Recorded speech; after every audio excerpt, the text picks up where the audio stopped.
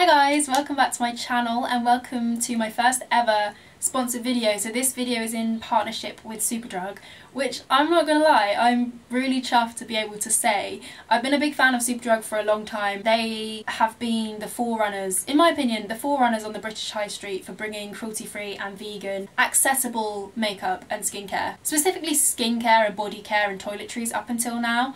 But they recently reformulated their B makeup range. So B is by Superdrug, it's all vegan, it's all cruelty free. They've got a skincare range and they've also got a makeup range, and you may have seen the new stands popping up. And I was really kindly invited to go meet Cassie, who is kind of the face of B makeup, but also she's got her own range of B makeup, and she spoke about her favourite products, how she uses them, which was a really lovely experience. Again, I'm so grateful. Enough gushing about that. In this video I created this springtime inspired 100% vegan, 100% cruelty free makeup look using B makeup, and if you want to know how I did it then carry on watching. Starting off with clean hands, a clean face, and I've just moisturised my face as well. I actually used a gradual tanner and I really like the Superdrug Build Me Up tan, really affordable and vegan obviously. And I'm going to move on to primer. Now if you're new to my channel, firstly, welcome, and secondly, you may not know, but I don't usually use a primer.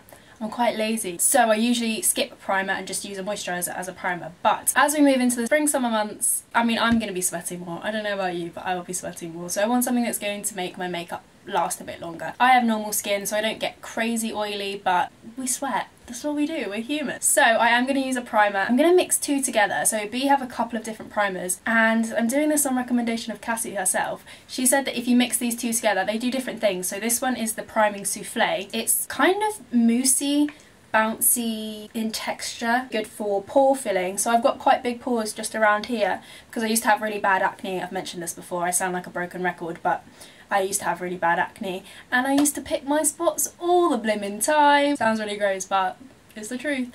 So yeah, I've got quite big pores around here, all of my own making. So this one is going to fill in the pores, and then this one's going to give a little bit of illumination. So this is their sheer liquid illuminator. Comes with a nice pump, and I'm going to mix the two together. I'm just going to work that in with my fingers and then move on to brows really quickly whilst that sits on my skin, just to let it set.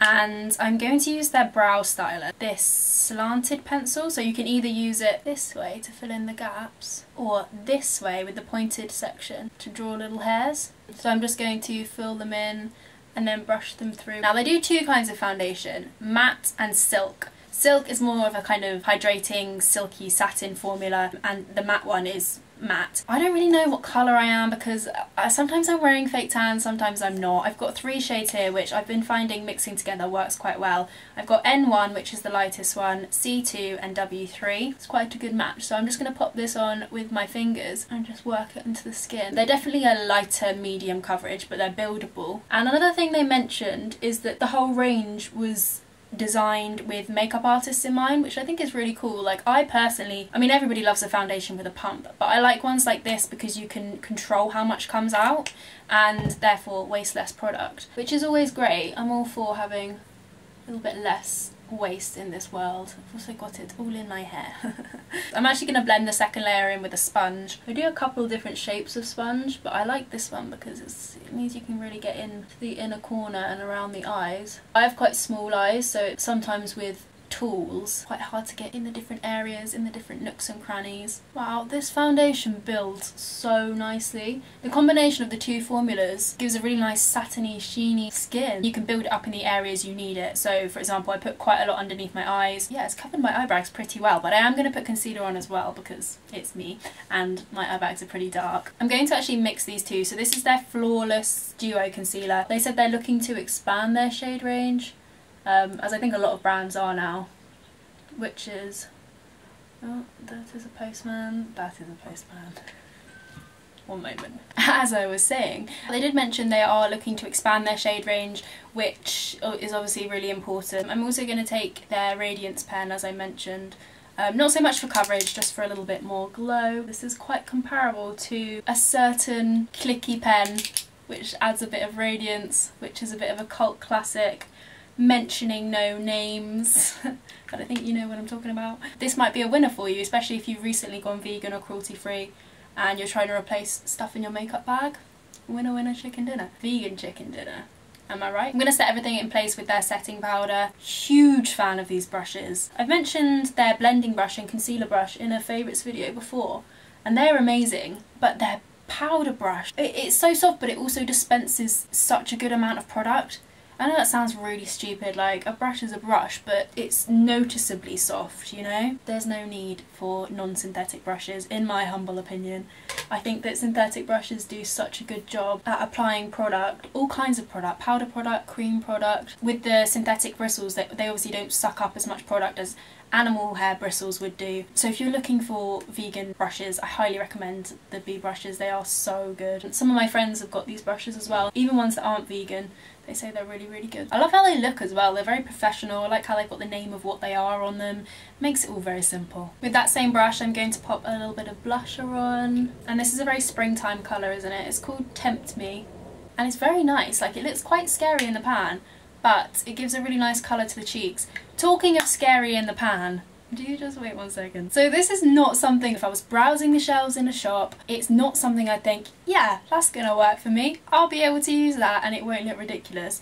Because this is a whipped bronzer, right? And I have heard people talk about whipped bronzers before. Again, this may remind you of another product, whipped product, very similar to this that people used to bang on about. And I used to think, no, it looks great on them, don't get me wrong, but not for me. I won't be able to use that.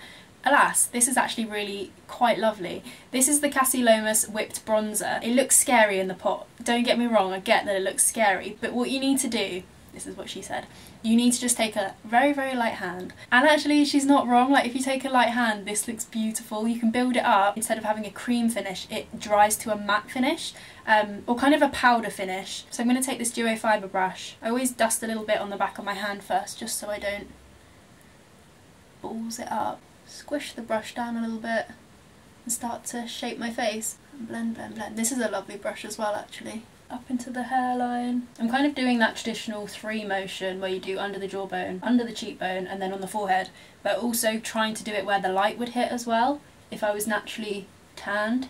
You see what I mean? It looks nice, doesn't it? And like I say, it's not something I would usually pick up, so if you're curious about this and it scares you a bit, then I mean, I really like it. I'm also going to take this on a blending brush for a crease colour.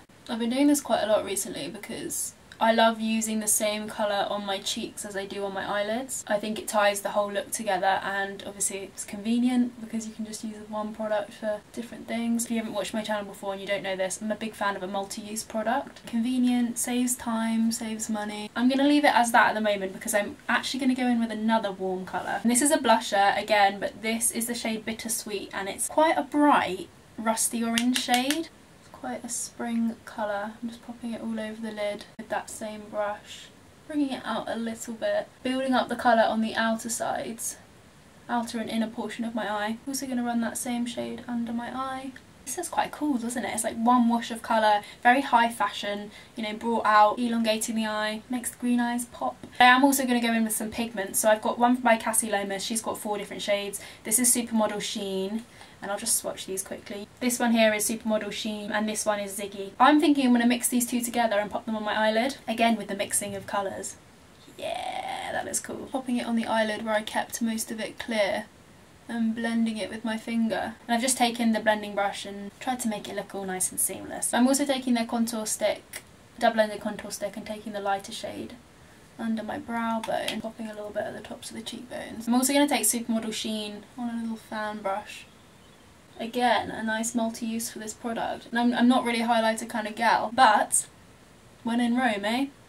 When in Rome. This is really soft. I could just do this. Oh yeah. I think I will do this.